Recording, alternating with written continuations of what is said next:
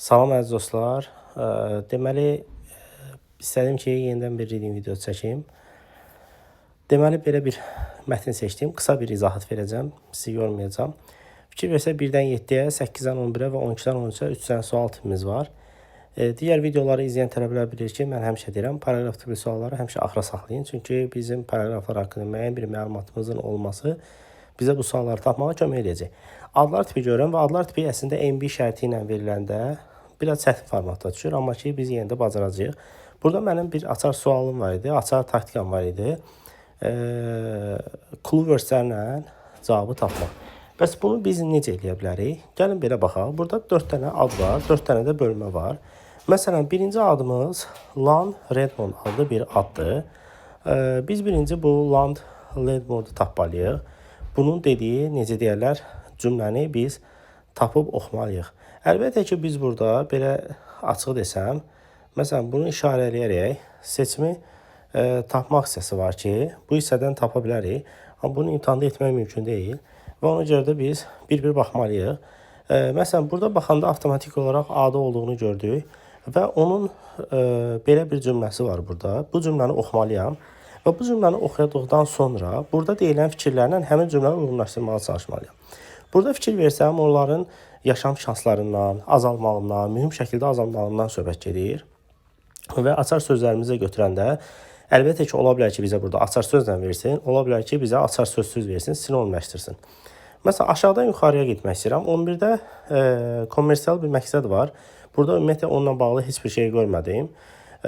Onda ümumiyyətlə bəzi insanların düşündüyü və s. və ilə axırla bağlı heç bir məlumat yoxdur. 8-dən 9-da Bambo ilə bağlı nəyəsə malik olmaq və s. və ilə axır. Amma 8-ci sualda fikir versəz, destroy ifadəsi reduce sözünün sinonimidir. Və burada da müəyyən bir yaşam söhbəti var və burada müəyyən bu sözün təhlükəyə atmaq mənası var. Yəni burada da azalmasından söhbət gedir deyə avtomatik olaraq cavabı onu götürə bilərik.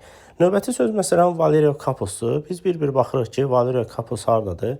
Mən əlbəttə ki, bu mətni əvvəldən bir dəfə incələdiyim üçün artıq demək olar ki, bilirəm ki, burada söhbət nədən gedə bilər.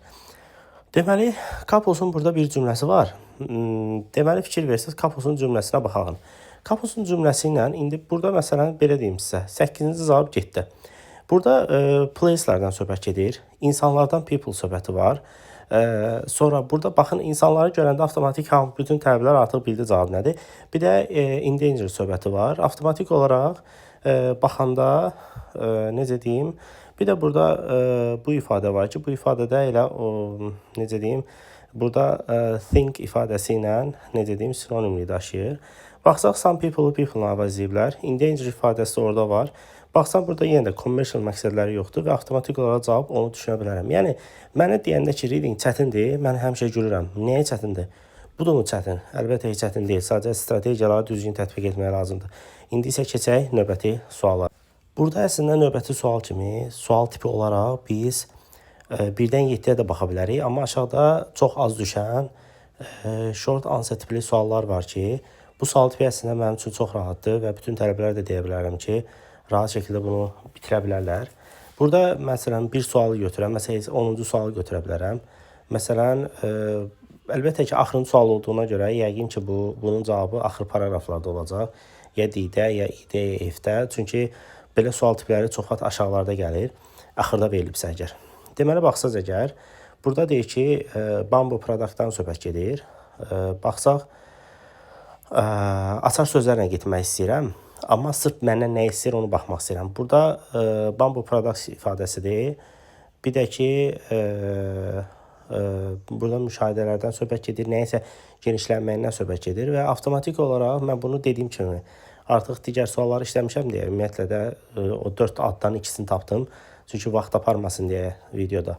Artıq o mənim üçün məlum idi. Və burada mən axtaranda, burada Bambonun D paraqrafında, nə bilim, ekonomik value'dan söhbət edir və burada Bambo produktlardan görürəm. Görürəm ki, hansı Bambo product söhbəti var? Product, nəsə və s. və ilə axır. Baxıram ki, elə burada avtomatik olaraq cavab nədir? İzdən sonra verilən hissə elə paper hissəsidir. Avtomatik cavabı bilmiş sayıram. Və bu o deməkdir ki, bu 13-cü sualı mən D-də tapdım deyə artıq mənim buradakı sualları da tapmam asanlaşa bilər. Çünki paragraf haqqında ən azından müəyyən bir məlumata sahib olam. Məsələn, deyək ki, o sualları işləyib qurtardınız. Gəlirsiniz avtomatik bu paragrafa. Hansı ki, bu paragrafda bu sual tipində siz necə deyərlər, baxmalısınız ki, söhbət nədən gedir. Burada açar sözlər var. Məsələn, birincisi açar söz müqayisə söhbətidir. İkincidə commercial məqsədidir. Mən əslində bu sualı görən kimi, nə yalan deyim, mənim bayaqki D variantını oxuduğum hissə yadıma gəlir. Çünki burada economic value-dan söhbət gedir. Commercial-da avtomatik olaraq orada verilə biləcək variantlardan biridir. Gəlin yoxlayaq, görək həqiqətən düz tapmışıq, yoxsa səhv tapmışıq. Çünki cavabı dəqiq yadımda deyil. Baxmaq istəyirəm sadəcə. Baxıram ki, burada həqiqətən də cavabı düz tapmışam. Çünki burada economic value-dan, yəni sırf commercial-da bilirsiniz ki, bir növ bu sözlərə yaxın bir ifadədir. Yəni reading-i tərcüməsiz, necə deyərlər, əsas olaraq bir tapmaca oyunu kimi işləsə, çox rahat şəkildə həqiqətən reading-i işləyib qutara bilərsiniz. Əlavə nə sualınız olarsa, mütləq şəkildə kommentar bölməsi açıqdır. Çox sağ olun.